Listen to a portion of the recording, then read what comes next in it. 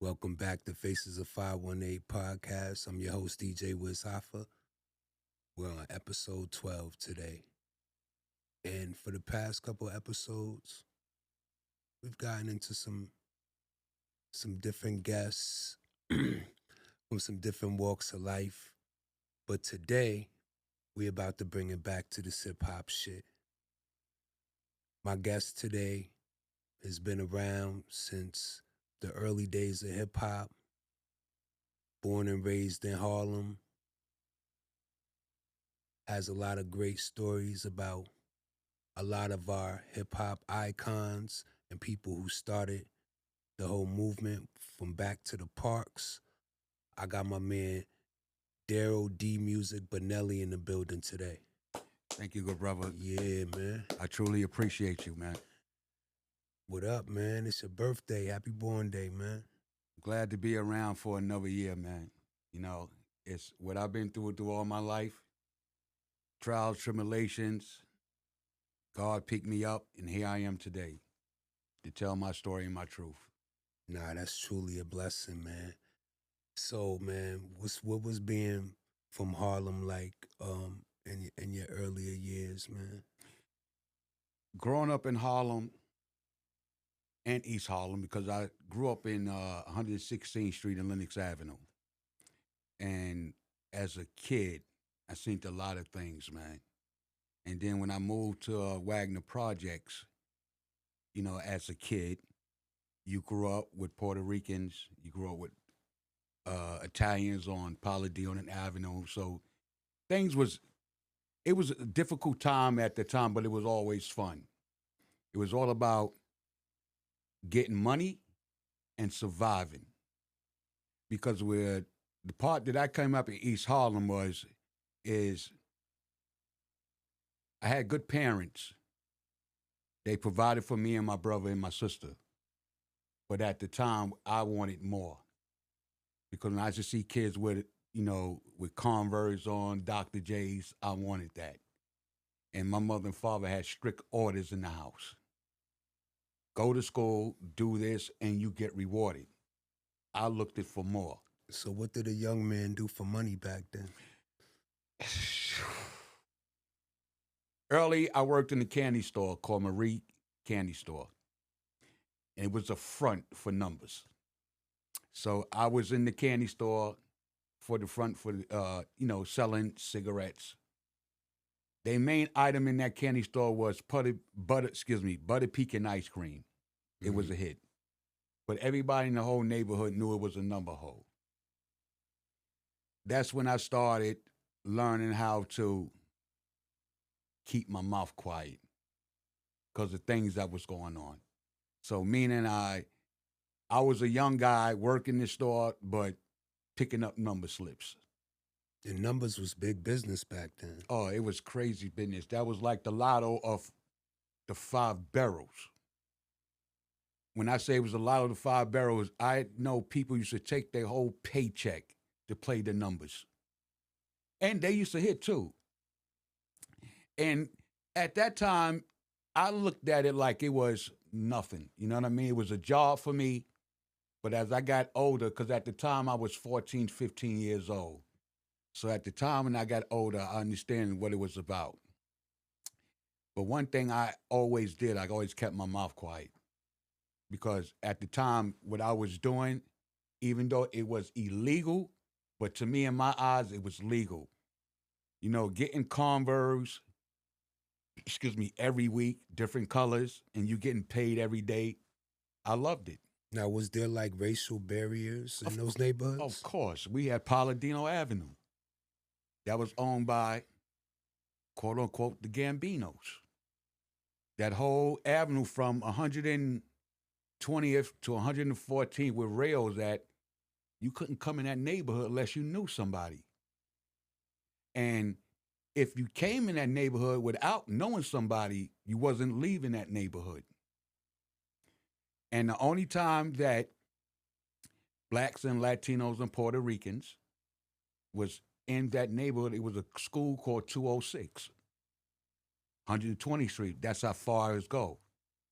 But from 119th and on down, It was like Bensonhurst. You couldn't be in that neighborhood, especially a person of color. If you was in that neighborhood, you was either going there to meet one of the friends of theirs to do what they do, or... Now, how early on was this? Were you a teenager yet, or This younger, was 19, or even younger than that? This was 1982, 83. At the time, 1982, 83, that's when I learned about hip hop. Hip hop was on the rise. Okay. I fell in love with Curtis Blow. When I first heard Curtis Blow, and then I heard Run DMC, took me to another level. So what was this, high school? Like, or before? Junior high school, going to high school. Okay. It was Got you. JSS 45 going to DeWitt Clinton. Okay. And DeWitt Clinton, that's like a legendary high school. Man, Stan Lee is the one that made Spider-Man. Went to that school. Batman, a lot of things, a lot of Marvel comic books, excuse me, came from Stan Lee. I went to Clinton because I played football. And the coach, which I love to this day, and it was crazy, his birthday is tomorrow. His name is Joseph Prezioso. Okay. He saw me at a football game as he driving by. He stopped me and said, "Young man, how would you like to go to Clinton?" I said, "I'm from Harlem." It was difficult because at the time, you couldn't come from Harlem to go to a Bronx school because it was certain things like back. Zoning and all yeah, that? the zone. Okay. Yeah. But he pushed for me. And as he pushed for me, I went to the Bronx. I played football for DeWitt Clinton. That's where I met Tracy Morgan, Gerald Kelly, Darren Henson. Darren Henson. That's the brother that plays on, what's that, The Family Business. Okay. We can't say that. We can't breeze past that so lightly. You said Tracy Morgan as in comedian Tracy Morgan. This is my man. Tracy Morgan was my running back, number 24. Good friend of mine. Love him to death. You know, the jokes that Tracy say now, I heard next to me in my locker room. The jokes that he's saying on his new show and all that thing, he had a new TV show on Peacock. I think it's Reggie Jenkins or something like that. Them jokes I heard in Clinton. So was y'all nice? What was y'all positions? Tracy was a halfback, and he was also a track star. Okay. And he was nice. He was fast. You could look at Jimmy Kimmel. There was a story that he said that I changed the audible that he's supposed to have. He says it on Jimmy Kimmel. And I don't regret it because the pass that I threw, the receiver dropped it. So he made a joke on Jimmy Kimmel. It was, you know, I took it for what it was because that's my man. Never asked him for nothing. When he had the accident, I reached out to him. I tried to visit him, but, you know, his bodyguards wouldn't let me in. But when he got healthy, he called me. "Yo, D, I got some tickets. Come to the Giant game." That's the last time we talked. Was this a high-stakes game? Oh, yeah, it was Dallas Cowboys and the Giants. No, I mean when you guys, the play that he was referring to. Let me tell you something about Tracy. Tracy was fast. You understand when I say fast? I mean, track star, he was excellent at it. Things got difficult for my man because his father passed away. He had to leave school, take care of what he had to take care of. And when I saw Tracy, the last time I saw Tracy, we was in Brockport, New York. We did a comedy show with me, him, White Mike, and it was another white kid. He does not do comedian no more. I forgot his name. And we did a show in Brockport, New York. It was funny. That was it. Next thing I know, that's the last time I heard from Tracy. Then he gives me a call. And I didn't believe him. "Yo, Martin Lawrence called me." I said, "Yo, that's what I did." "Really?" Next thing I know, 2 years later, this cat was on Martin Lawrence. That's crazy. Brother Man with the chicken. That's crazy. The first episode, the chicken, he said, yo, I told you, what I told you, what I told you. We talk like that, but I don't call him for anything. We talk like that. He'll call me at a late night, yo, D, what you doing? Chilling. You sound like him too. You That's can tell my- that. You could tell. Yo, That's crazy. Tracy Morgan is my dude. I love him. It's PDQ for life. That's a thing that's it's still in me to the rest of my life from D with Clinton. We had that code. That means pride, determination, and quality for life. We follow that to this day. Every football member that I went to school with, I still stay in contact with them to today. That's what's up. We stay in contact. We have a barbecue every year, reunion, nice. Out there in Orchard Beach, or what was that other park we had it at? We have different areas, but this year is going to be at Orchard Beach. So what took you to hip hop and not sports? Like, how'd you start DJing? That's crazy. You ain't gonna believe what I'm about to say. My mother and father had these albums in the house. Marvin Gaye, Sam Cooke, Bob James, Earth, Wind and Fire, Dennis Coffey. Mm-hmm. I'm talking about, these are the records that I never knew I had in the house. My father bought a Kenwood turntable and a realistic mixer. So I'm in the living room wondering, what is this? What is he doing? He blending records next to one night. But the records that he blending is records that later on that I liked. So as my father go do his cab business, drive cabs, New York City cabs, I used to play his records. So what really got me into hip hop was Mr. Magic. I used to wait up at night, 2 a.m, to hear different styles. Once I heard this, I'll get in the living room and like, I got these records in the living room. Bob James Mardi Gras. So I'm taking the needle on the Kenwood, going back and forth. Ding, ding, ding, ding, ding, ding. I'm bugging. Mm-hmm. So I'm looking at the Kenwood turntable. It was a direct drive, so it drives slow. Mm-hmm. So every time I I did it, hated direct drives, by the way. Yeah, huh? I hated direct drives. Man, I'd rather have a belt drive. you had to put 20 slip mats on it to spin it back. But when I put the Mardi Gras on here, like, oh, that was nice. So, mind you, I'm working in the candy store. The candy store that I'm working in, I'm saving my money. I see a commercial called Crazy Eddie. It's insane. Facts. They had 1200 Technique 1200s for $250 without the head.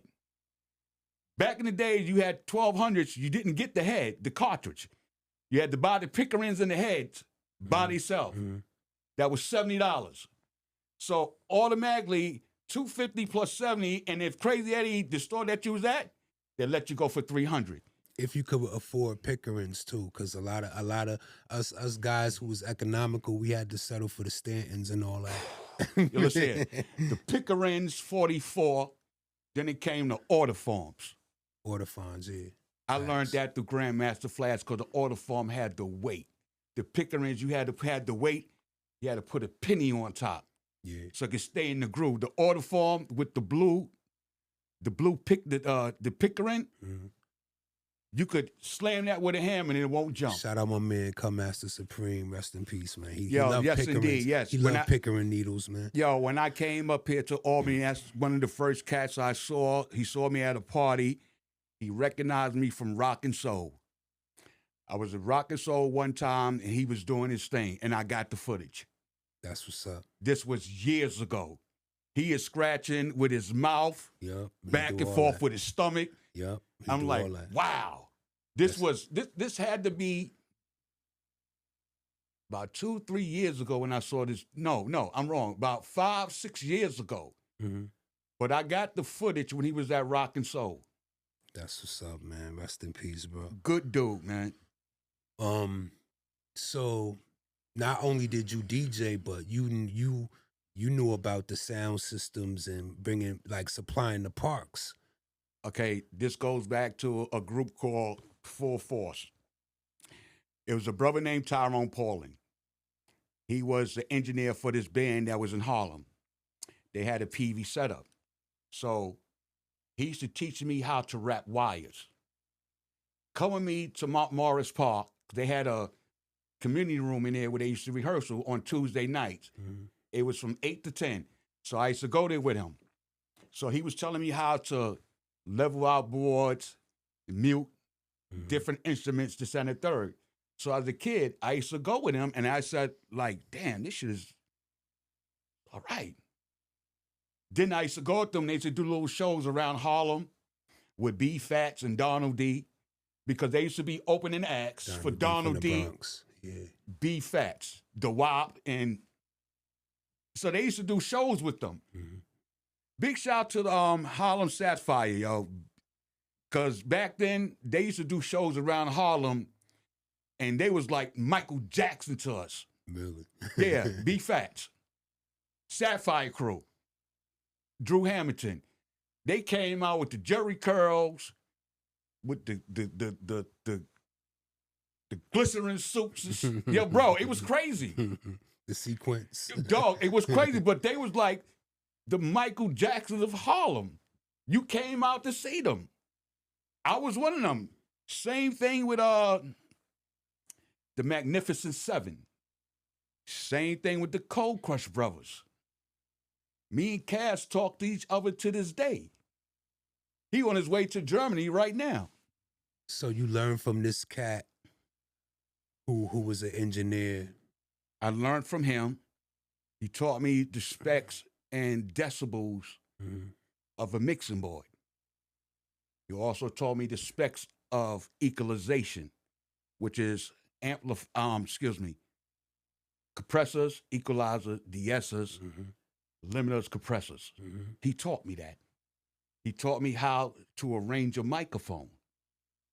He also taught me how to master a sound when it's being recorded live.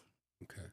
And when he did that, I sort of like, it's like when you hear different instruments together and you make it sound like one, he taught me that. Okay.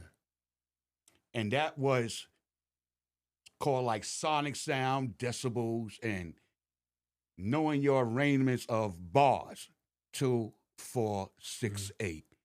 He said, in the music that you're doing, you are more into 4 to 8 bars.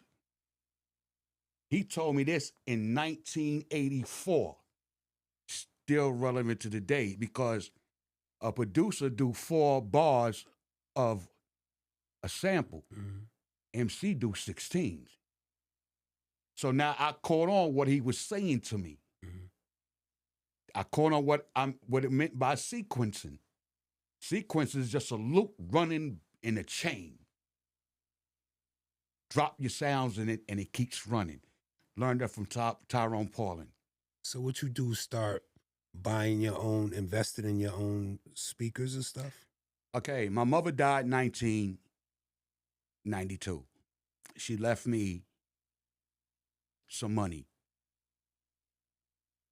So when I started getting into the game, and I did this, I don't want to tear up a little bit, but the money she gave me, I bought equipment. When I bought the equipment, I went to God, help me. I'm on my own. From there, when I bought the equipment, I went to AST, bought everything that I need. Then I got busy. Got some friends in my neighborhood. It's $14,000. Took the whole thing to AST. Give me the QSC amps, Crown amps, Ashley, and give me these bass. Thank you. Give me these bass bottoms. Everything was custom made.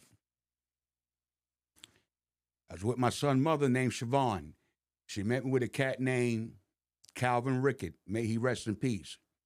He got me with this another kid named Dennis Williams and Butch Greer, Spark Entertainment. That's when it started. My first party was the Vista International Hotel. That was the bottom of the World Trade Center. Okay. From there, started doing parties for the Legendary Blue, NFL. Dame Dash could talk about this, Best Out, Peter Shue, Dow Twins, Reggie Wells Production. Reggie Wells is the one that taught me how to mix at a club called Demerara's, 28th Street and 7th Avenue. I heard he was that guy. And you know when you hear his name that you speaking to an OG for real. Check this out. I met Reggie Wells when my sister had a party at the Savoy Manor. She wanted DJ Hollywood. Hollywood wasn't available. I'm going to tell you a story about Hollywood, too. Hollywood back in those days was a DJ, was doing 5 parties in one night, 7 days a week. History. Hollywood could be in Harlem for an hour. He's in the Bronx for another hour. He's in Brooklyn for another hour. He's in Queens for another hour. And I'm talking about the 70s. Reggie Wells was next in line. Reggie Wells was known for the Red Parrot at a time where a black man couldn't even go in there. Leviticus.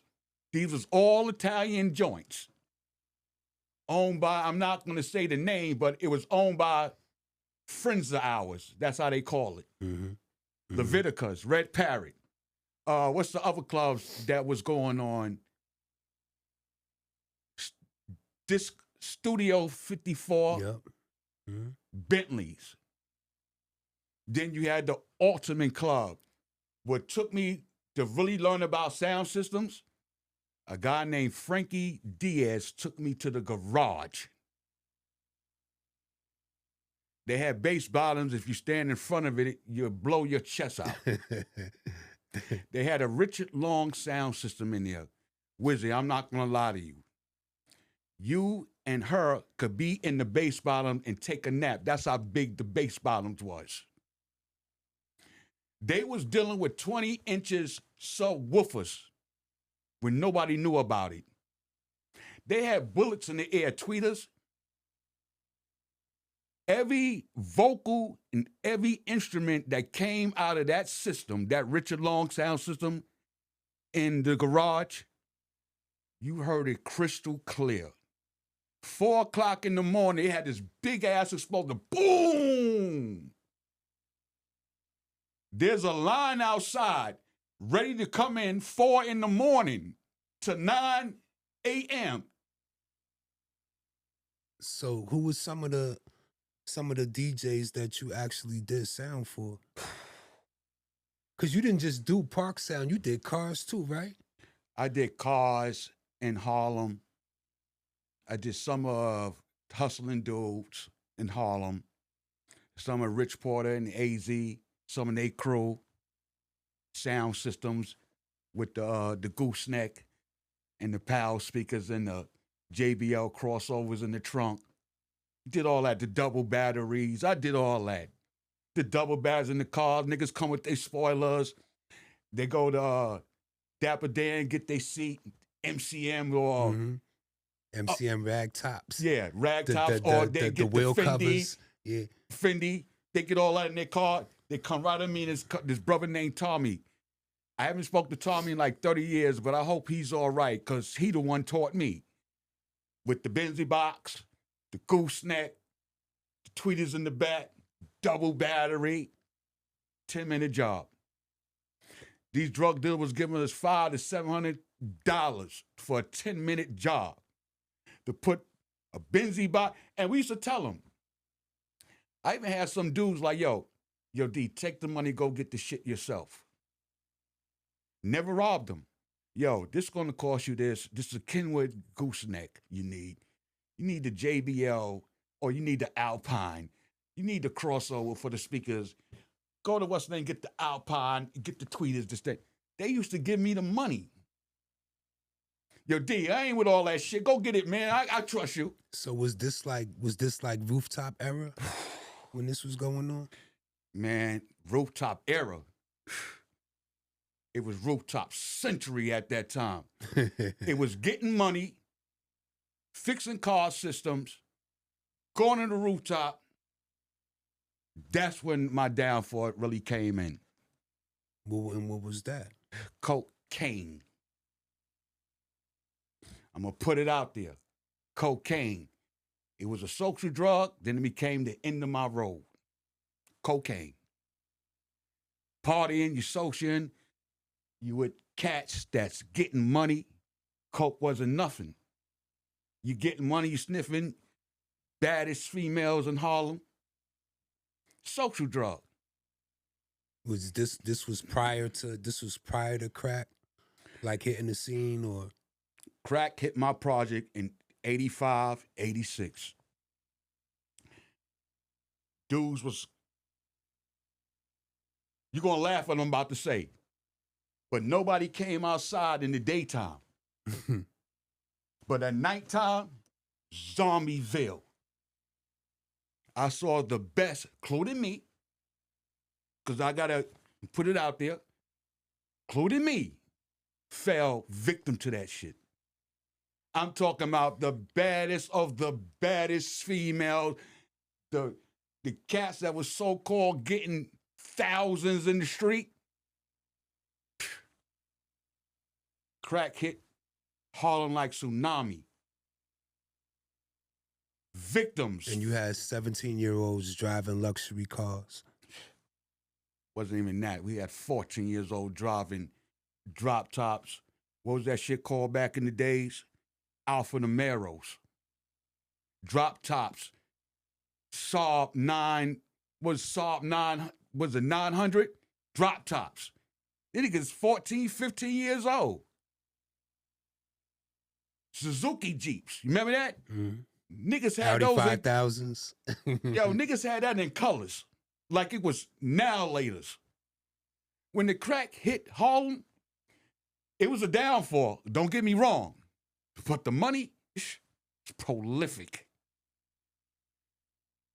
I used to come down from the 11th floor to the first floor and go to D with Clinton about $2,500 in my pocket from one building. From going to your apartment to leaving the building? For me, 7:40 in the morning, going to D with Clinton. From the 11th floor, going down the exit, different floors. Had crackheads waiting the exits for me. I used to go to D with Clinton with about $2,000 in my pocket. And the rest of the cracks that I had, I threw that shit on the Major Deacon. You wouldn't have catching me with that shit. Yo, it should be 5 or 4 cracks. Throw that shit away. I was giving it to the heads. I needed that money. Crack back then was $10. Until AZ changed the game. Turned the whole city out. Yo, when I say he changed the game, when he went down to that $5 to that gram,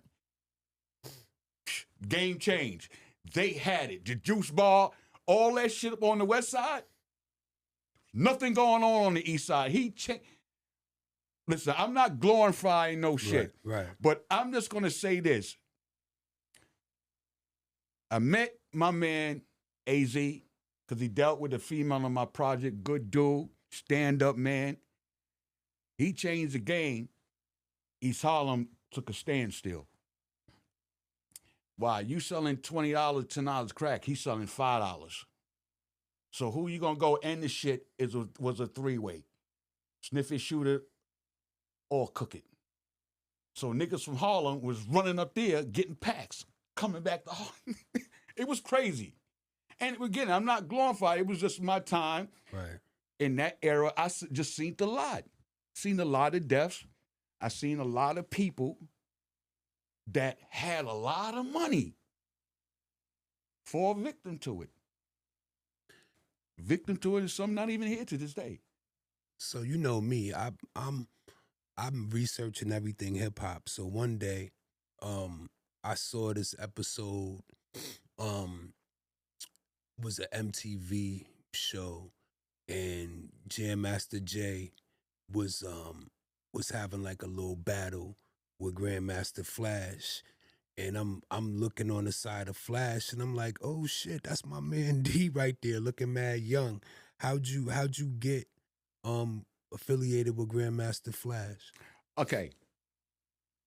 Flash has some cousins lived in my building. Their name is Amel, Kawani, and Kel Bronson.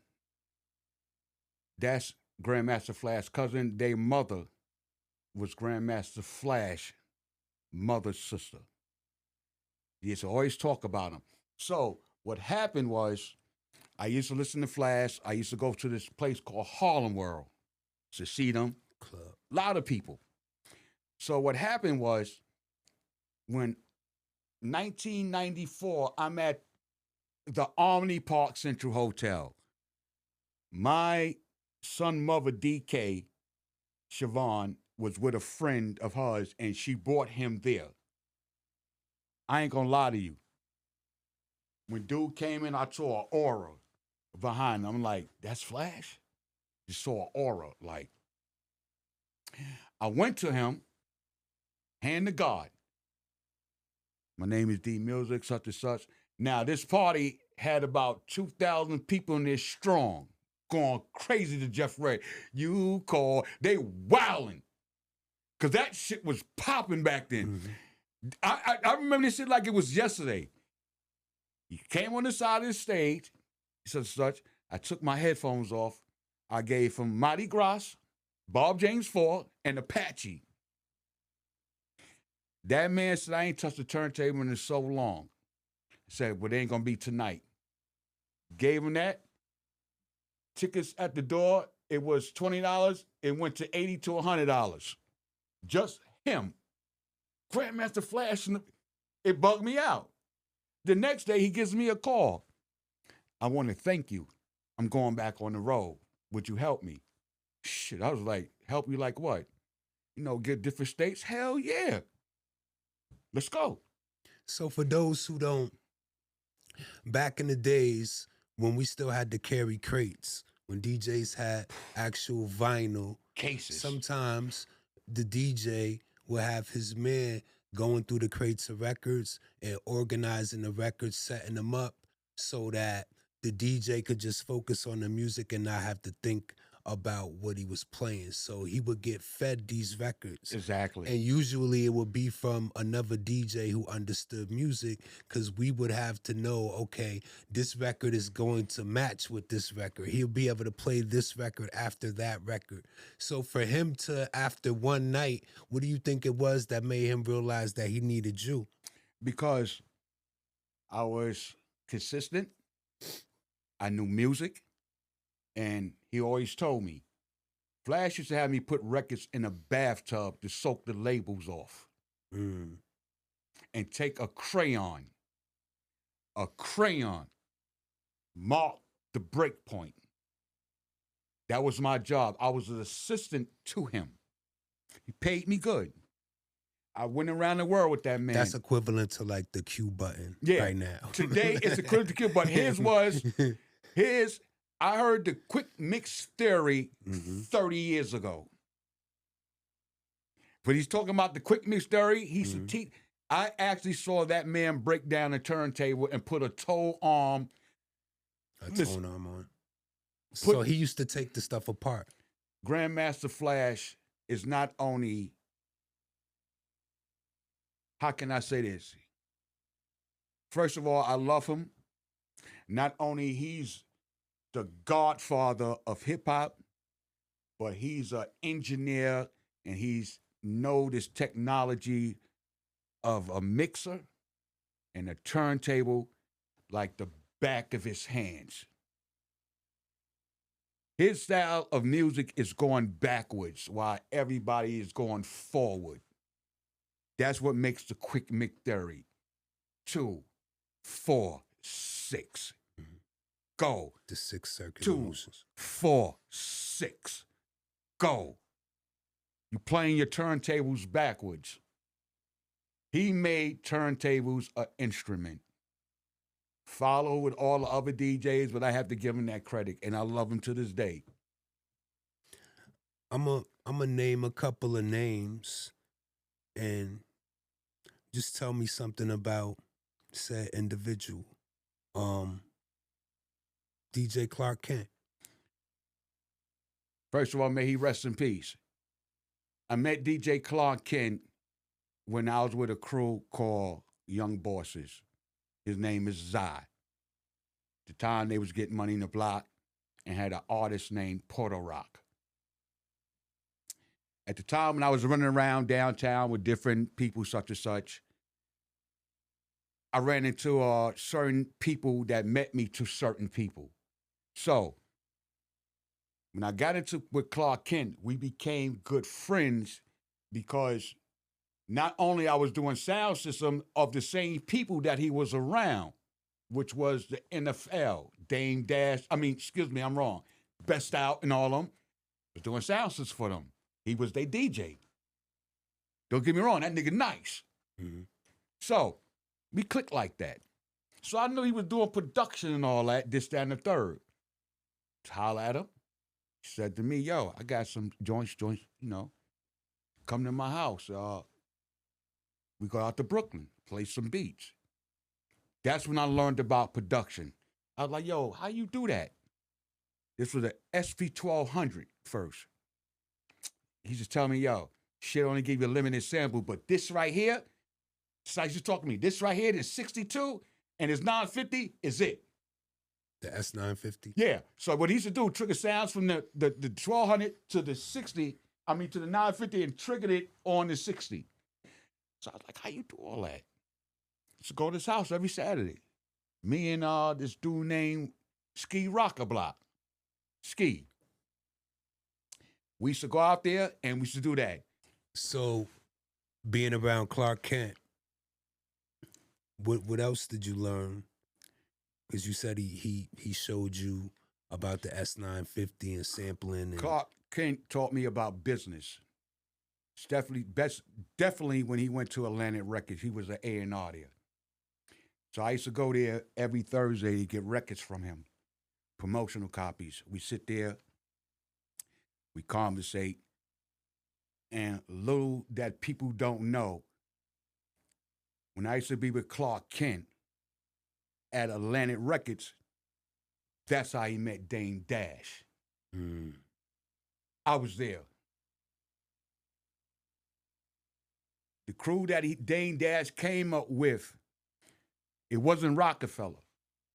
It was Chubby Chub. It was Ski. I think it was Ski. And the name of the group was called Original Flavors. Mm-hmm. To be in the office with Clark when Dame came in the office. I could be wrong what I'm about to say, but I have to say this. If it wasn't for Clark Kent, there will be no Rockefeller. And the reason why I'm saying that, because if you put it all together, Dame Dash, Clark Kent, Jay-Z, Jazzo, Ski, Rockablock. Mm-hmm. Clark Kent was like a 6th degree of separation in hip-hop, period. Like any third, fourth person you knew Clark. Like, Clark was a stand-up dude. And one thing I'm going to always say about him, he was straight business. Never lied. He tell you straight up, what it is and what it's not. Straight up dude. And that's what I loved him for. He didn't pull no punches. Him and his crew used to snap. Him and his man Trevor out in Brooklyn. When I was hanging with them, it was all love and fun. But business-wise, in that production game, that's serious. When he gave beats to certain artists that I was dealing with, They looked at the beat was trash. Then 2-3 years later, when you hear Biggie and Jay-Z rapping on Brooklyn Finance, I look at you and go, nigga, he gave you the beat and you refused it. Now it's on two hot niggas and you going crazy. So did you witness any legendary records being created or anything? Yo, Clark Kent gave my man Porto Rock the beat that Junior Mafia had. Grab it if you love hip hop. Doom, doom, doom, doom. My man said it was whack. I looked at him like, nigga. 2 years later, grab it if you love hip hop. Niggas. Them niggas in the hood hated me. It's like, I looked down like, yo. At the time, they told me I didn't know what I was talking about. Hold on. Another beat Clark gave to these cats that I was dealing with. Ohio players, Ecstasy. That sample crazy. Who was on the beat? Hov and Big. That's crazy. I heard all these beats Clark was giving to different artists. Yo, Clark gave a lot of beats to people that they rejected. I know a lot of people. And then one people that didn't reject his beats, rock him. Guess who's back? Yeah, that's fire. I was like, nah, that was fire. He did his whole album. So the day I first met you, I was actually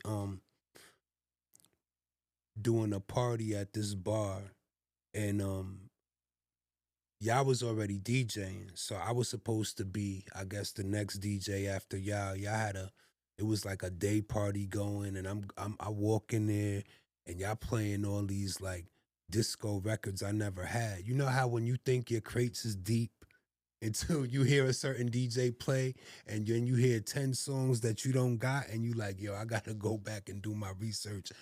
So that's how y'all had me feeling that day. And then we talked afterwards, and you told me where you was from, and I asked you about my man, the legendary Chill Will from the East Side. It's my man. And you told me that you knew him. How you know Chill Will? Chill Will and his brother Tone, they from Jefferson and Jefferson Projects. And we grew up together.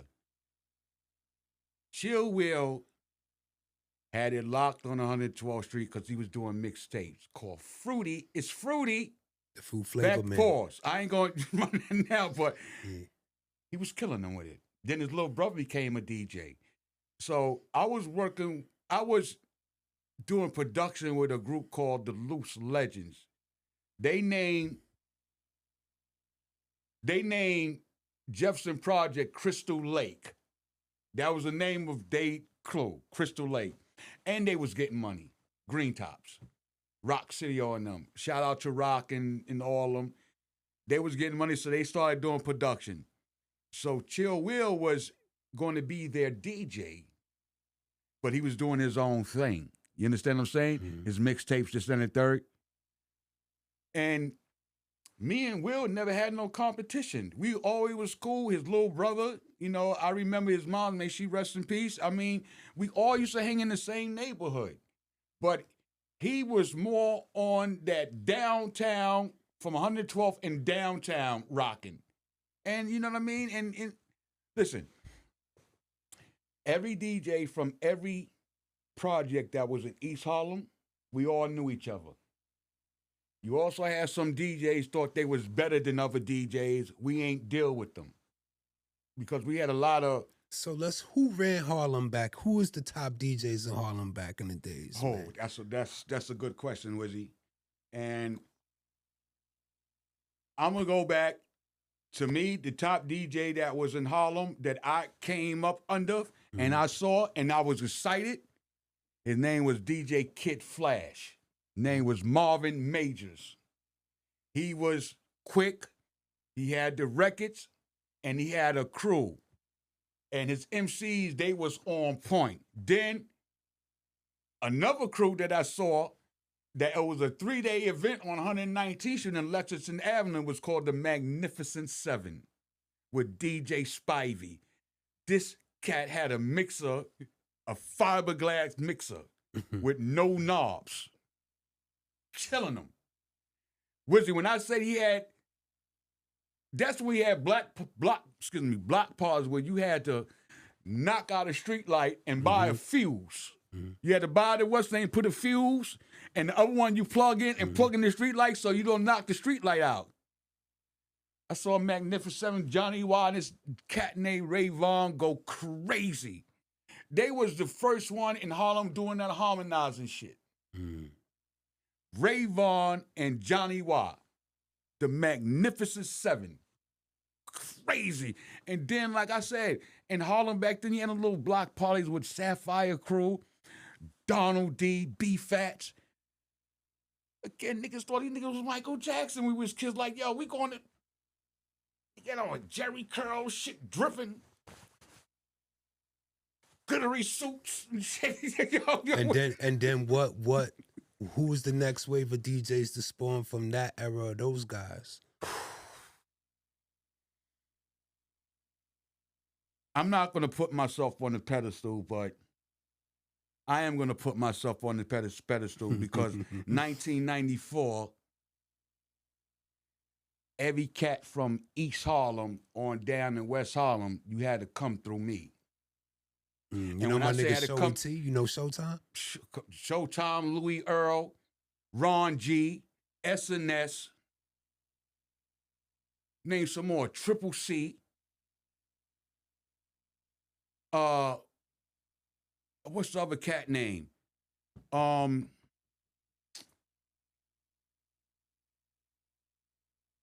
DJ, what's his brother's name, man? Back in the days. It'll come to you. Nah, I want to name it because he was popular back then too. Action Pack. Oh yeah, that's my guy.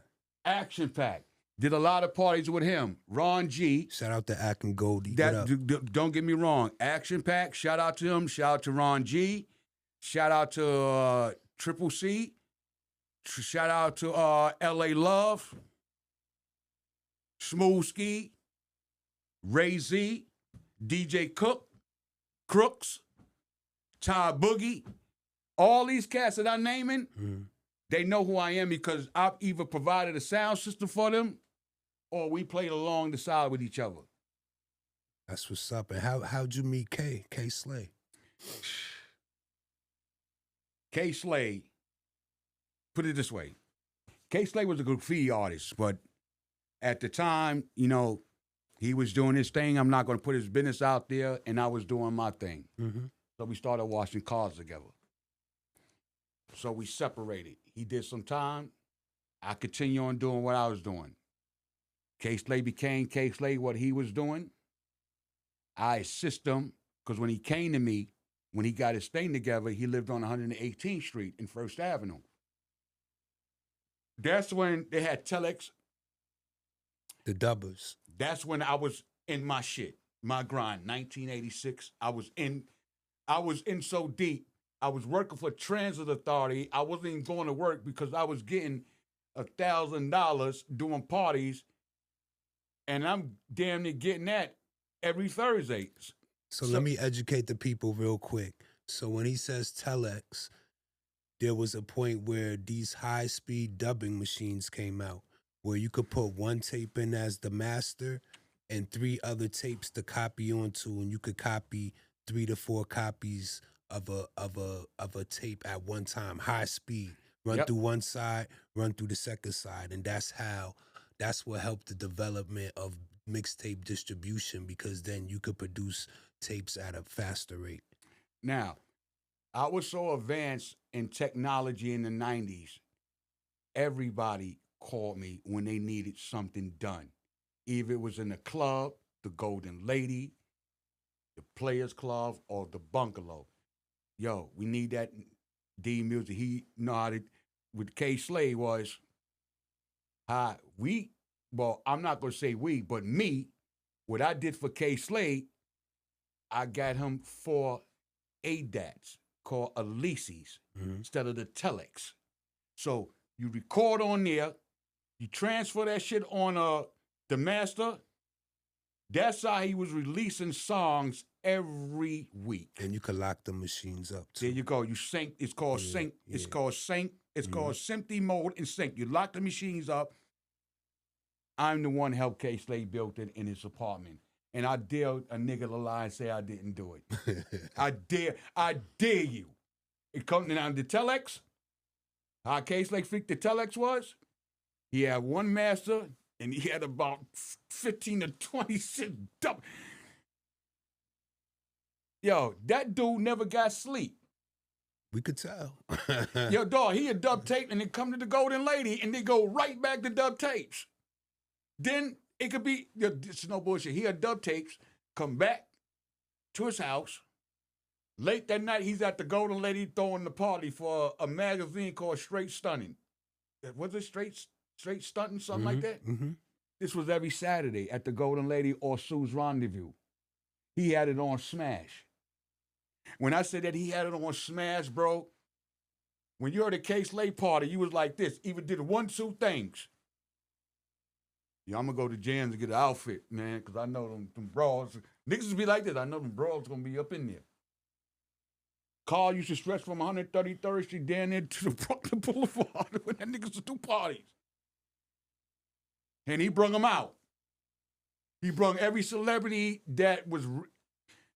One thing I loved about K-Say, he never fronted, and he never played games with nigga, and he was a stand-up dude. If he said he gonna do something, he ain't bullshit. Only one who could talk like this is me and Gene Dill. That was that nigga security. A lot of people don't know that, but Gene Dill held that man down. If it was Sue's Rendezvous, it was the Golden Ladies or the Players Club, you always saw Gene Dill right there. And this is a man that bodyguard. I don't want to, but how'd you know Gene originally? Gene used to be with this clique called the Same Gang. We did a party out in the Hamptons. D. Ferg. I'm gonna let y'all know the story right now. The Bad Boy logo and the logo for Uptown Kicking It, which was Andre Harrell, was made by D. Ferg. Shout out to D. Ferg, son. And D. Ferg went to Art and Design High with my man Miami Chaos, who's another famous logo graph, cartoon, bro, graphic designer, world famous. What up, Chaos? That was the brother. May he rest in peace. Shout out to his son. He the one that made the logo for Bad Boy. He the one that made the logo for Andre Harrell. How I got the party was a brother named Butt Naked Tim Dog.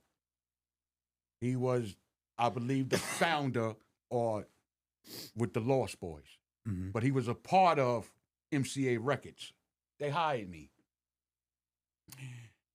The Same Gang had a face that said Same Gang. It was red with it looked like some racist shit, but it wasn't. It was a red shirt with a sandbone.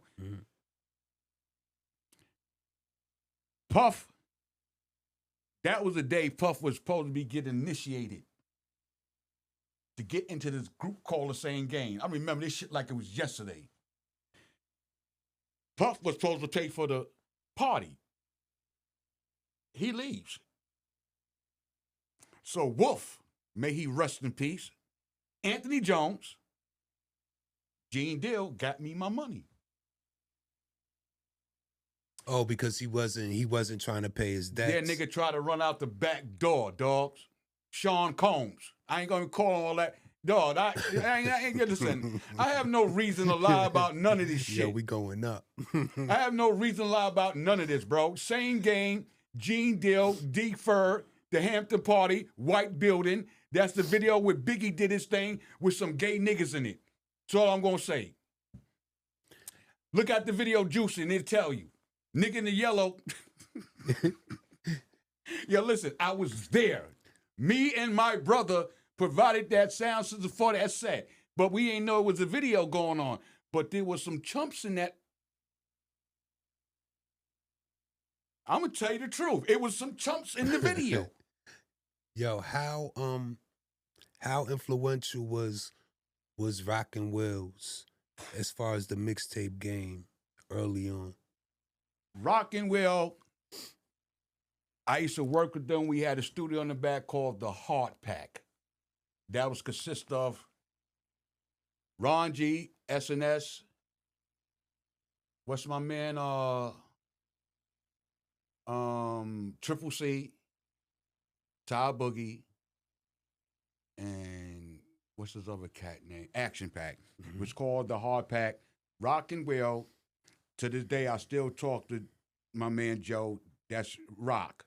We still, because he lived in 1199. It's my man. They impact in that tape area. You had to go through him, or you had to go through Mecca Audio to get those tapes. Or unless you saw Kid Capri or Brucey B on the street. Or you saw Star Child. Because to me, who started all this shit, the mixtapes and all that, and they not going to say it, but it was Star Child.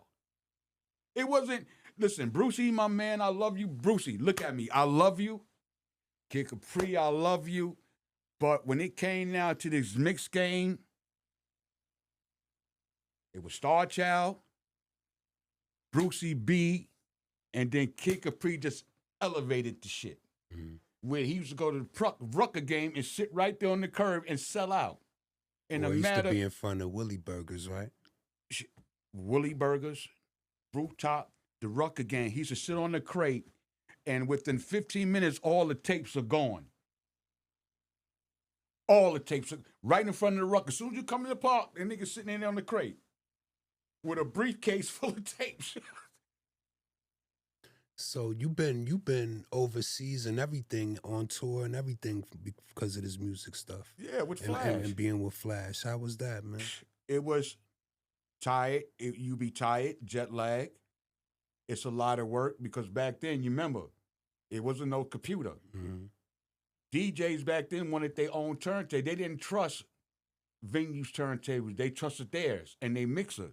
So my job was, had the turntables and the mixer, and damn near 6 cases of calzone cases, records. Now imagine that shit. And they be getting charged for the extra weight, right? That used to be like $300-$400 extra because the case had weight on it. Now, if you go in there with 3 or 4 calzone cases record, now mind you, a calzone turntable case weighs about 50 pounds. Turntable weighs 35 to 38 pounds. Put those together, imagine those two. Now, back then, you had a mixer. The mixer The they big had, mixes. it was the GLI 9000S. So the shit was this long, so the case is this big. It's more weight. So what they used to weigh the equipment like cocaine on the plane. Soon we get there, they used to put the shit on the scale. And then as they put on the scale, they telling you the price. Oh, that's 120. 2 turntables. That's 200. Oh, so that's 400. They used to do that. And promoters used to have to pay for that. They ain't never came out of nobody's pocket but the promoter. But was the thing about it, I used to have to lug it from his house in the car to the plane, off the plane, to the venue, set it up, stay there. This nigga sleeping, stay there at the venue, sound check, show over. He walks off, break it down, pour all this. Yo, we going to California in the morning. That's how that shit was. I swear I remember you telling me that he was supposed to meet with a famous computer designer at some point. Okay. I can't remember whose name it was. Designer, when I came up, and believe it or not, he the one that did Crack Kills. Name is Keith Hangs. He did a Crack Kill thing on what's the name? He was going to do some business for hip hop, and it never happened because he died. Mm. But he was the, like, all the white people and everybody looked at him because what he did on 125th Street. He made this thing called Crack Kill. His name is Keith Harrington. Mm-hmm. What's his name? Keith Harrington. They was going to do business together, and he passed away. That ended all of that. And what's crazy about it, they try to discredit him, but a good friend of mine's G-Bo the Pro. Mm-hmm. They are good friends. But he was supposed to be the face of, when that era came out with crack cocaine, mm-hmm. his message supposed to have been loud, and he passed away. So when he passed away, they made his thing monumental, like Biscuit. What's his name? Michael Basquiat, whatever his name mm-hmm. is. Mm-hmm. They made it famous like that. But those was the two that was about to do something in hip hop, and I guess one was suicide, and the other one was a drug overdose or something like that. And they was good friends of G-Bo the Pro. I forgot about this. Big shout to G-Bo the Pro and Double R. We all from the same neighborhood. G-Bo the Pro, I love you to death, bro. You my man. And Double R. Did Flash ever express to you, like, because he was one of the earliest in the music game as far as being signed to an official label, hip-hop labels, like, did he ever talk about the actual business side of the game? Of course. He explained to me like this. When you go to get a deal, get a lawyer on top of that lawyer, on top of that lawyer, and on top of that lawyer. When he said that, meaning it's for your copyrights, your publishing, signing the deal, and the longevity of the deal. That's the contract. That's what he taught me. He taught me from his experience what he went through with Sugar Hill Records. Flash came out Sugar Hill Records with his name only, which it was a blessing to this day. See, you'll look at it like with all the accolades, all the money where Sugar Hill came from, Flash didn't worry about it. He just worried about his name. He awarded his name. Now, if you know anything about publishing in any record contract, after 35 years, your masters comes back to you. Mm-hmm. Not only did their masters come back to them, but they also in the Rock and Roll Hall of Fame. So they're good for the rest of their life. So they got their masters. Everybody got their share. I talk to Raheem every other day. He got a beautiful studio that he's been inviting me to come to out in New Rochelle. And I promise him, sometime I'm going to get there, but let me get my production back up together, and then we sit down and talk. But a good brother, man. That dude treated me good when we was in Roppongi, Tokyo.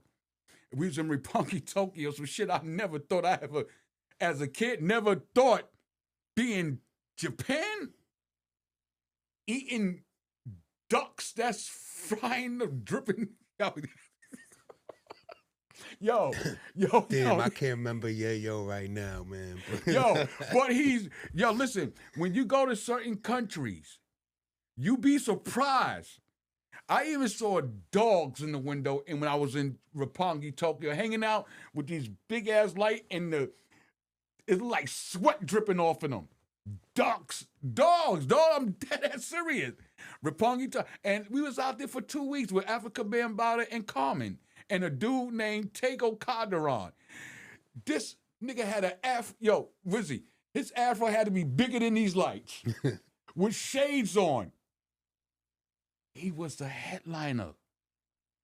This nigga was Michael Jackson out. Yo, I'm sitting there on the sideline. Oh, you talk about Tego Calderon. Tego Calderon. This nigga had an afro this big with these black shades. Came out with some jeans and a t-shirt.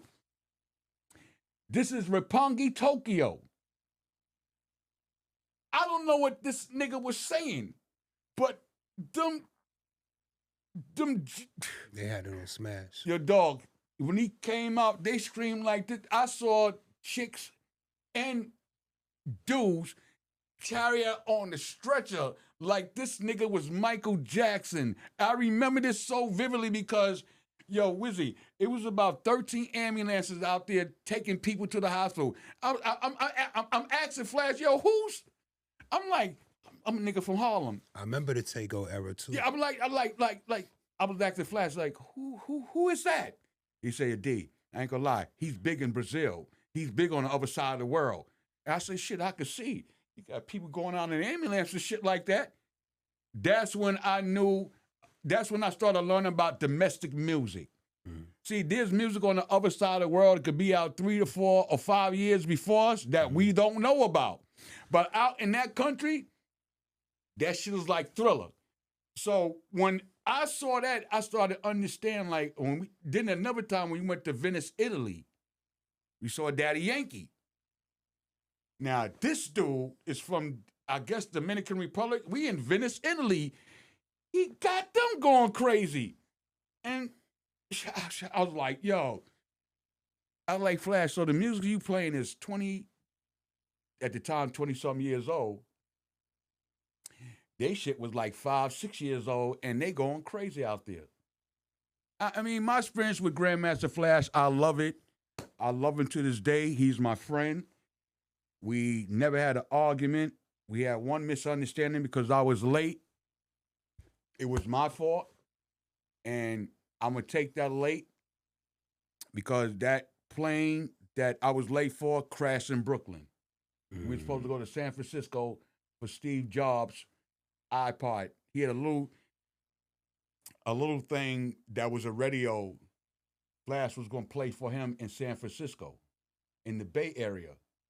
The plane that we were supposed to be on crashed. I got fired. Wow. And I'm telling you right now on this podcast, Flash, that's what happened. I was late because of what I was doing with the chicks and the drugs. Keep it real. I tell you, I'm gonna tell the truth. The drugs played a hell of a part in my life. Yo. To a part where I was left to nothing, homeless. That's how I came to Albany. When I say homeless, meaning that I was in the train station, sleeping in one of the maintenance room for about a year. Nobody knew this. And what happened was I had a heart attack. That's what drove me to Albany. A good friend of mine, his name is Sylvester. His name is, what's his name? His name is Sylvester. Sylvester Hart.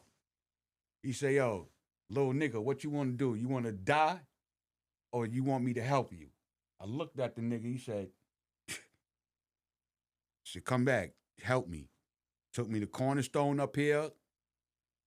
Went to ACCA, and I'm here today, drug-free. From cocaine, crack, dope, and pills, it's been 14 years. I'm prescribed marijuana, so I get that from the government. Yo, we a little bit close to our end, so I definitely wanted to ask you about a couple of names.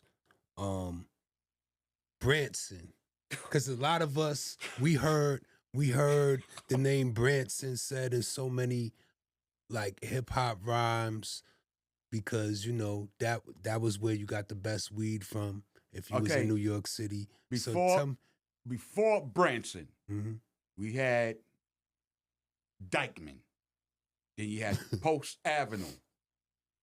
Branson was a brother with dreads that this nigga bags was oily. And when you smoked it, believe me, you sitting down for a minute. It was that type of weed. You take a pull, you like this.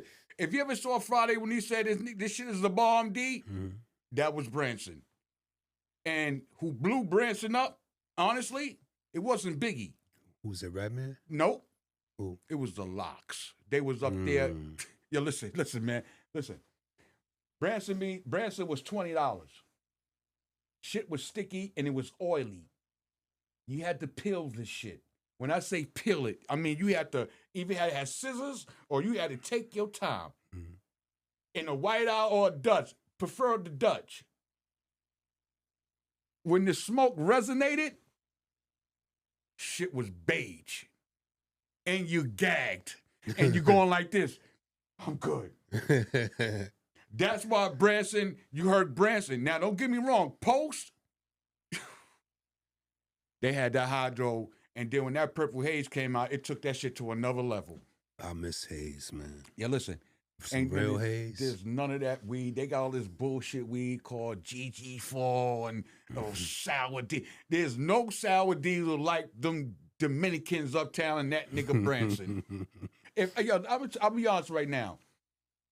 I don't know if that nigga grew that shit himself, or I don't know where did he get it from, or what type of plant that was. But I'm gonna be honest, you ain't gonna never get that shit again. You never gonna get that again unless you got a lot of money. You got a farm and growing that shit yourself, because that was the best weed in them 90s. Yeah, Redman found the bag that was 20 years in his closet, and it still was sticky. He put it online and tried to auction it. Yo, I heard that you was a part of some production work that's kind of legendary to this day, and that the origin of this record started with you. You want to talk about that? Okay. I really don't want to talk about it, but I am going to talk about it. It's going to be the last time I'm going to talk about this, because it's, people was going around saying that I lied about it, this, that, and the third. What happened was a young kid used to come to my house and ask me to teach him about production. Not only I was DJing, about production. So he goes out and get a 950 and the SP 1200. I help him with it. So as I'm helping him with this, I'm doing my production on it. Me, Mike Dogg, Sean Lowe, my man Mo Cracks. That's our crew. It's called Broke Ass Niggas. That was the name of the crew. B-A-N. Broke Ass Niggas. But these niggas was dangerous. They knew instruments. So, at the time, I'm running with Grandmaster Flash around the world. Now, back in the days, and you can rectify this, you have promotional copy records. Mm-hmm. You get white labels. You get from record labels. So, at the time, the record label gave you white labels. They either gave you the radio version, regular version, acapella, instrumental. There was a record called No Lady. I forgot his name. Wayne Wonder. Wayne Wonder. He had the beat go doom, ka-doom, doom, doom, ka-doom, ka-doom. It was the last record on side A. It was acapella, and it was that beat only for 2 minutes. Doom, ka-doom, ka-doom, doom, ka-doom. Just the drums. Ka-doom. Just the drums. I sampled it in the S950 Akai. The disc was blue. Me and Sean Lowe, we sampled it. I go on tour with Flash. This when we went to Venice, Italy. This dude, I'm going to say the name at the end of the conversation, come get the drum machine. The floppy disk still stuck in there. I ain't thinking nothing about it, nothing. At the time, he had a manager called Goongi. So they was playing at this shit called Latin Quarters. It was on 96th Street. I hear the shit. Uh-oh, no, na, na, na, na, na. I lose it. I flipped. I went looking for this. I'm like, nah, this nigga, he couldn't do this to me. I go to 119th Street. He saw a nigga, and I said, yo, Manny, call that nigga right now, or it's going to be a problem with me and you right there. That was his man. I had a 38. It's my hand to God. Call that nigga right now. Something's not right. He going to tell a nigga, yo, stop telling everybody that's your beat. Really getting furious. Nigga turns around and may she rest in peace, my son's mother a jacket say straight face. A fucking windbreaker. Excuse me. Sorry. A windbreaker. This nigga Tim Dog, he was at MCA Records. He said, yo, your man just signed a $5 million deal with MCA Records. Him and Lumi D. Yo, bro. Wizzy. That was the day I was willing to die if I saw him. It hurted me. Not only it hurted me, it hurted Hilda because Hilda knew him. It hurted us. You got $5 million and my son was born. You give my fucking baby mother a windbreaker? I'm going to tell the Karens like this, and you want me the first one. I don't fuck with that dude. I don't like that dude. He's a fucking thief. He stole from Mel Starr. He stole from Scram Jones. I don't deal with him. He ain't no fucking remix king. He's a clown. He's a clown cake. You the first one to hear this. I don't fuck with that dude. And who I'm talking about is Ted Smooth. I don't play no games with niggas. I don't deal with you, Ted. You a thief. You have stole. And everybody know what type of nigga you are. You're arrogant.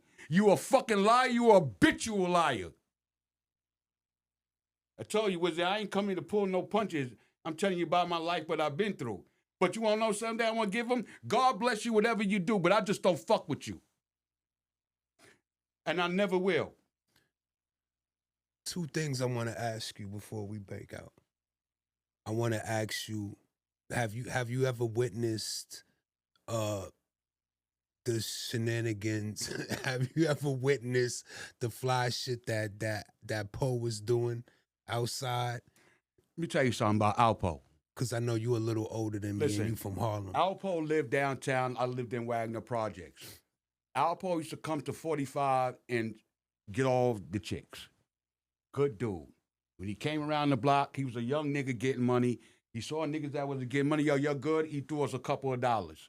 All that extra shit that he said he was doing in D.C. and all that, I don't know about that. All I know about the nigga used to come to Wagner Project with my man E.G., may he rest in peace, throw niggas a couple of dollars in packages. All that other shit,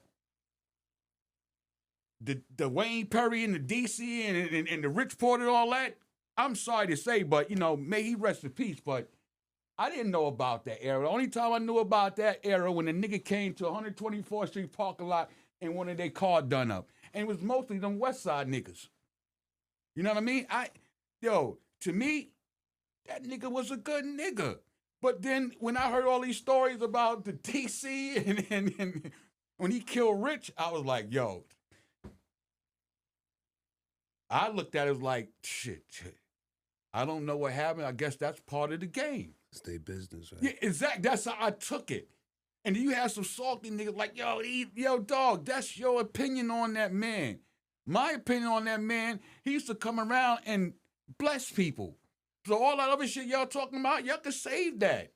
You know what I mean? That's your story. I'm telling you my story. Dog, I ain't never seen a nigga come around in a Nissan. What's that shit? Was a IROC? You 14, 15 years old driving shit like that? You driving a BMW that comes out in 91. You driving this shit in 86 with spoilers and BBS and shit on that. That was the shit for a young nigga. You sitting there like, nigga 15, 16-year-old driving shit like that? Sobs and... Yo, it was a... Yo, Wizzy, in Harlem, I ain't gonna bullshit you. It was a fashion show. The white tees and the Air Force Ones came from Rich Porter. Everybody knows that. Icy whites, that's what they used to call it. Came from Rich Porter. You know, this was the type of dude, him and Alpo, they never wore the same clothes twice. These niggas was going to get they shit made. You understand? They was going to Dapper Dan's getting shit made. You understand what I'm saying, Wizzy? I'm talking now to the pants, to the shirt, to the jacket, sometime the hat. All that shit was custom made. They used to buy outfits to match their cars. It's crazy. I be seeing they be trying to do that today. I got to say this for Harlem. The nigga had the most cars in Harlem. AZ Frayson, hands down. That nigga was driving different cars every day. He'd come out with the saw with the buggy eye. Then the next day he came out with the gray saw with the buggy eye. Then he'd come out with the porch with the buggy eye. The next day he come out with the black porch with the buggy eye. Then next day he'd come out with a BMW station wagon. Niggas like, this nigga got a BMW station. Yo, Wizzy, when the niggas should ride down First Down, niggas should look at the nigga like it was a marathon. Niggas in the window be like, this nigga driving. Oh, he got the Alfa Romero. Oh, shit. That's when it was tight when I was coming up. That's the shit I see. And everybody had to have a system back then. Yo, the nigga had the meanest sound system was Alpo. And that being that white BMW, that 325i, if that nigga's on 112th Street coming up First Avenue and I live on 124th Street, you heard that nigga come with that Brucey B tape in there. You heard it. This our niggas in the window. And the chicks. Oh, shit. Niggas, it was a marathon. Niggas was actually on the side of the... When the niggas would drive bikes, the motorcycles, niggas used to run out the building and stand on the curb to watch the nigga do wheelies. Up and down 8th Avenue. They was like, fuck the basketball game. We got this nigga Wank, and Wank is a nice... Wank, I don't know if you heard about Wank. He was down with Rough Riders, the bike nigga. Mm-hmm. One of the greatest bike riders ever. That nigga do donuts, all that. He used to ride with Poe. That's crazy.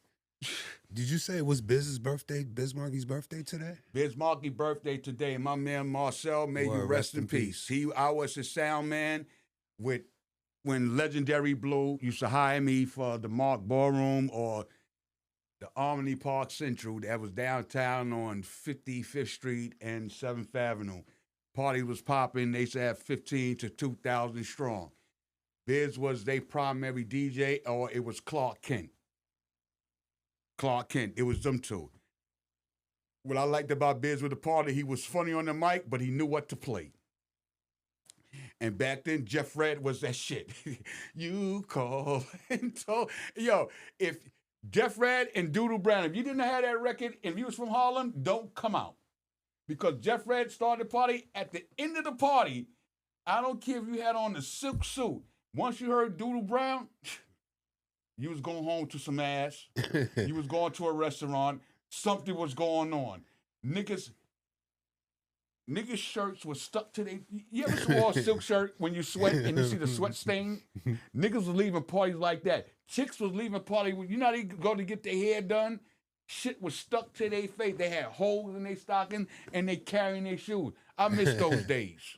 Yo, I asked you one time, what's 2 records you seen shut a party down real crazy? And you told me one was The Show by Dougie and Slick. And you said the second one was EU The Butt. Okay, there's different eras of this. Mm-hmm. The Butt, when it came out, it was some DC shit, yeah.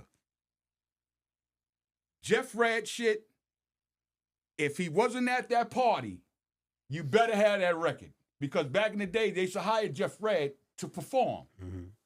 But his shit, soon as it came on, niggas wowed out, yo. Niggas wowed out. And that was like the new Before I Let Go, huh? Exactly. You hit it right on the head. So when it came out, these niggas was, I gotta get a chick. That was that type of move. And then, I don't care what DJ you was in Harlem. When Luke Campbell came out, Doodle Brown, at 3 o'clock in the morning and the party ended at 4, if you did not play that record, you might as well pack up. Because when they say, well, last call for alcohol, don't stop, drop it. Fights. I saw twerking.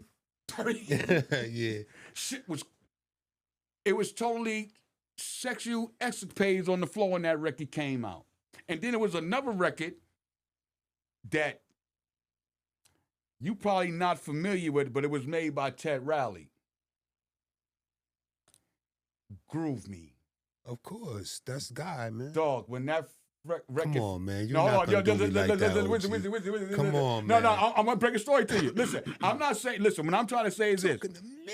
But listen, when the record came out, right, it snuck up on cats, right, because we had Keith Sweat.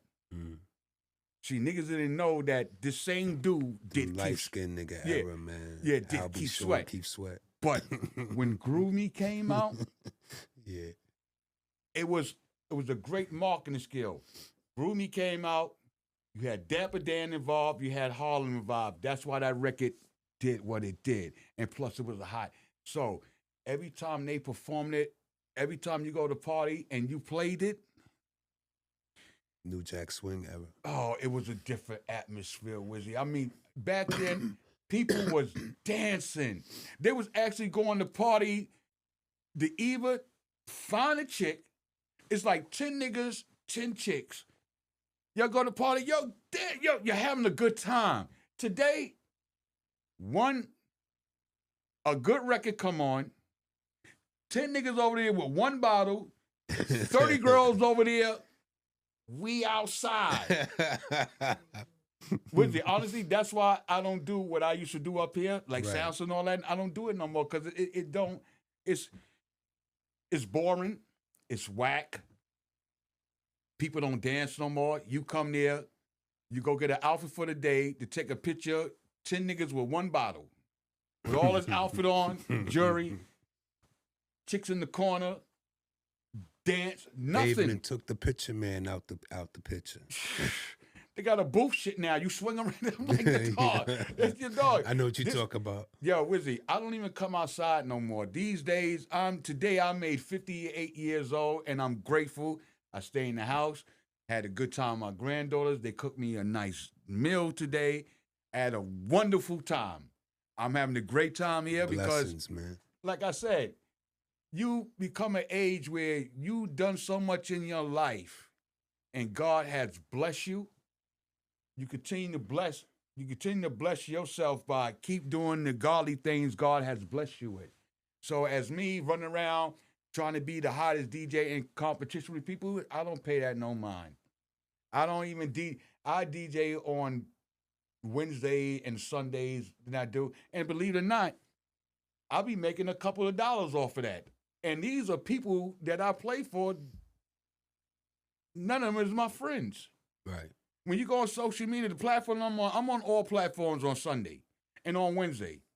Shout it out. None of my friends, well, I'm going to say a few. When you put the work in and you go outside of your domain and outside of your people, this is a bigger world. And believe me, I have people who have been sending me money from different countries. I have people who has been sending me a couple of dollars from different states.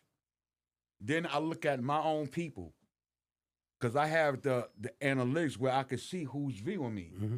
I look at all the people and I go, damn, they couldn't even put a like or say hello. And they so-called my friends. But see, this is a business that I am, that me and you are in. You got people will support you. Then you got some people that support you when you make it. Right. That's what type of city we live in. Yeah, yo, Wizzy, yo, my dude. Yo, I'm starting the business, yo. Nigga, you ain't even put a like when I was struggling. When I was trying to get off the ground, and that's how I take it for the day. And don't get me wrong, everybody in today's world is busy. But if you say that you my friend and say that you got love for me, and this is social media, does it really hurt you to press that or just comment? But you will call me, yo, D, yo, what's the name of this record? Oh, can you download it, send it to me? Then I look at you like you crazy. Like, nigga, are you for real what you just asked me? Yeah. I mean, right now, I'm experiencing it with Faces of 518, right? I got about 250 new followers.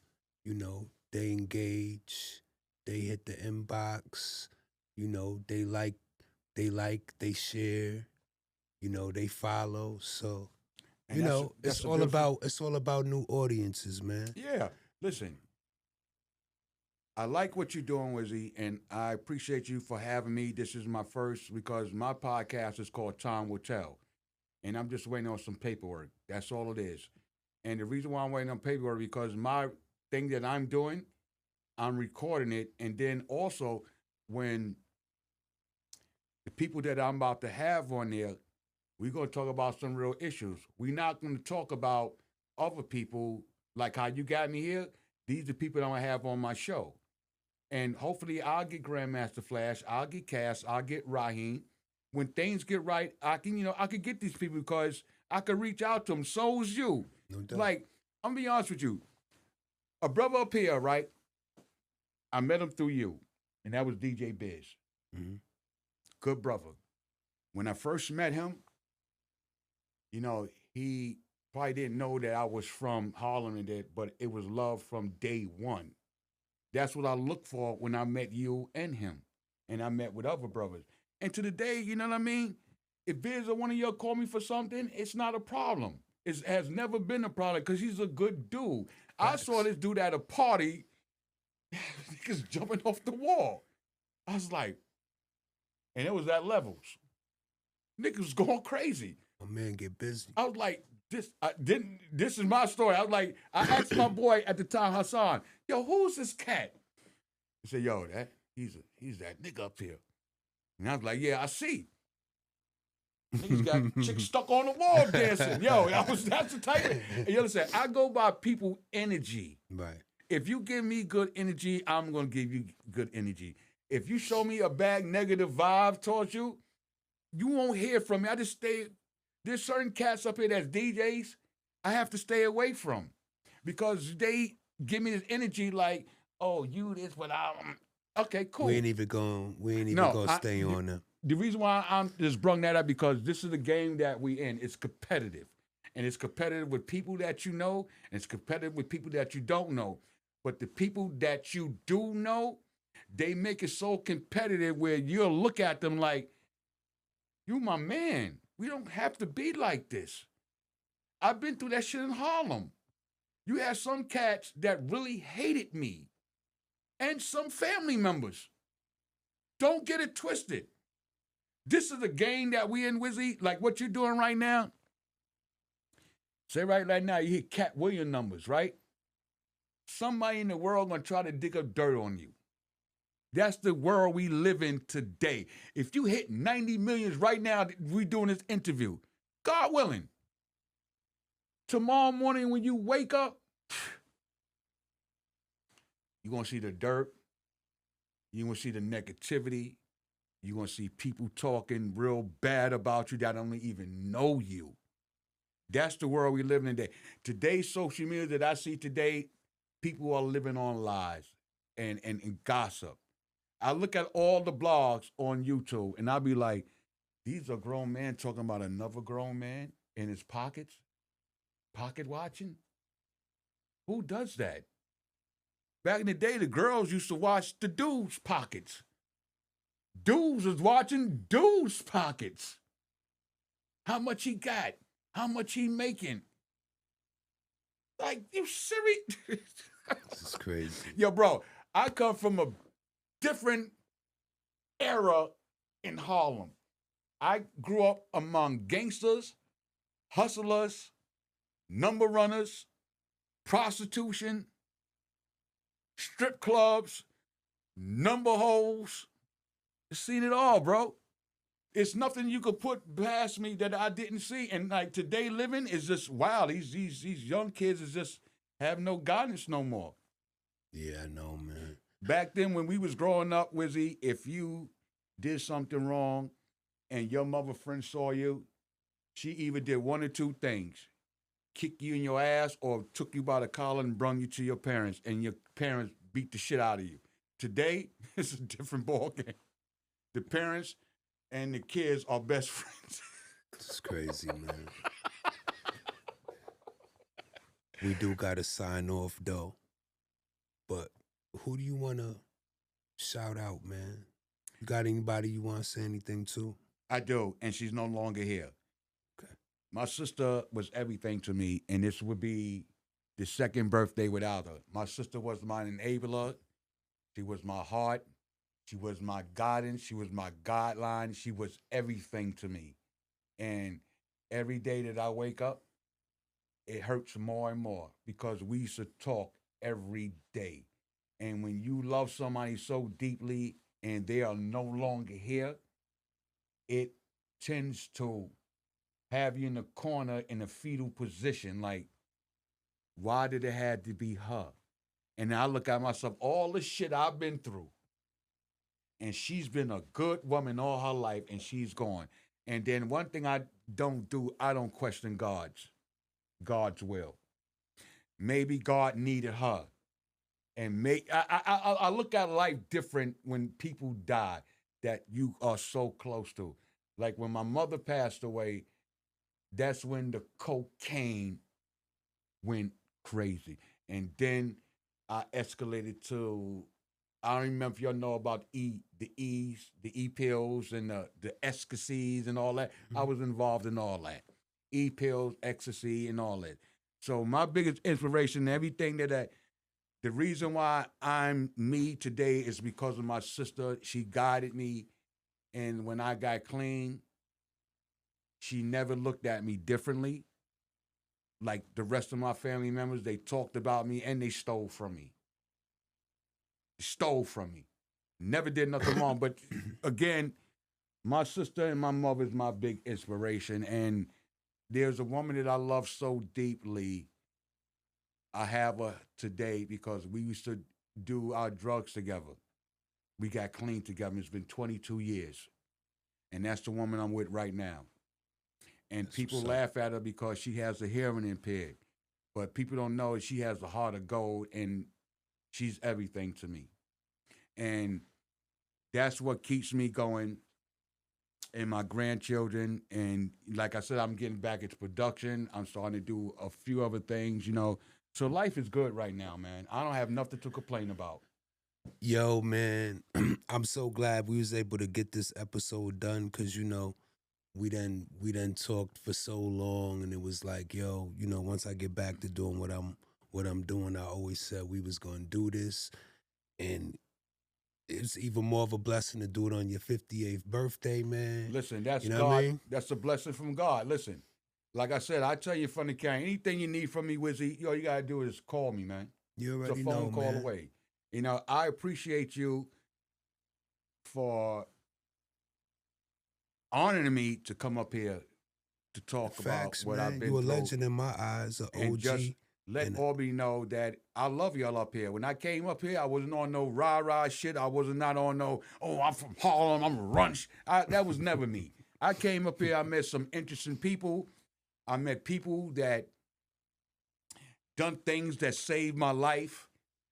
I met people that great DJs up here that I enjoy. And like I said, you and DJ Show and Biz, I come to see y'all. I mean, I like the atmosphere. You understand what I'm saying? Facts.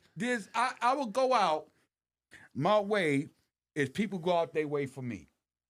It's one hand washes the other, both washes the face. And from my experience, he ain't told no lies.